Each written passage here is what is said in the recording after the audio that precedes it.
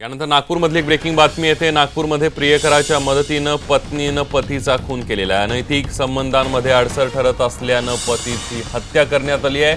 पतीच्या हाताची नस कापून आत्महत्येचा बनाव सुद्धा करण्यात आलेला आहे। आरोपी पत्नी रश्मी पवनीकर हिला तिचा प्रियकरासह अटक करण्यात आलेली आहे। प्रियकर प्रज्वल भैसार याला सुद्धा अटक करण्यात आली आहे। अधिक माहिती घेऊयात, आपले प्रतिनिधी प्रवीण मुधोळकर आपल्या सोबत आहेत। प्रवीण, संदीप, हे प्रकरण यापेक्षाही गंभीर असं आहे कारण की या प्रकरणातले आरोपी जे आहे रश्मी पवनीकर आणि दुसरा आरोपी जो आहे प्रज्वल भैसवार, या दोघांची फेसबुकवर मैत्री झाली। 6 महिन्यापूर्वी फेसबुकवर मैत्री झाल्यानंतर या दोघांनी ठरवलं की रश्मीने आपला हत्या करायची पतीची आणि लग्न करायचं। त्यामुळे या प्रकरणामध्ये या दोन्ही आरोपींनी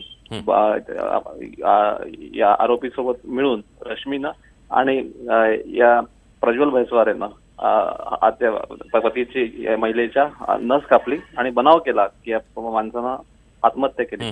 पण पोलीस जेव्हा त्या ठिकाणी पोहोचले कारवाई करायला, तेव्हा त्यांना कळलं की ही आत्महत्या नाहीये आणि हा खून आहे आणि हा खुनाचा बनाव केलाय। तेव्हा तपास झाला, तेव्हा कळलं की आरोपी रश्मी आणि या प्रकरणाचा दुसरा आरोपी प्रज्वल यांच्यात फेसबुकवर मैत्री झाली होती आणि त्यांना या प्रकरणामधल्या या व्यक्तीला संपवायचं होतं, त्यामुळे त्यांनी खुनाचा बनाव केला। त्यामुळे अत्यंत धक्कादायक हे प्रकरण आहे आणि आता दोघेही आरोपी या प्रकरणामधले हे त्यांना अटक करण्यात आलेली आहे आणि पुढचा तपास जो आहे तो सुरू आहे। अगदी धन्यवाद प्रवीण, तुम्ही दिलेल्या संपूर्ण माहितीबद्दल।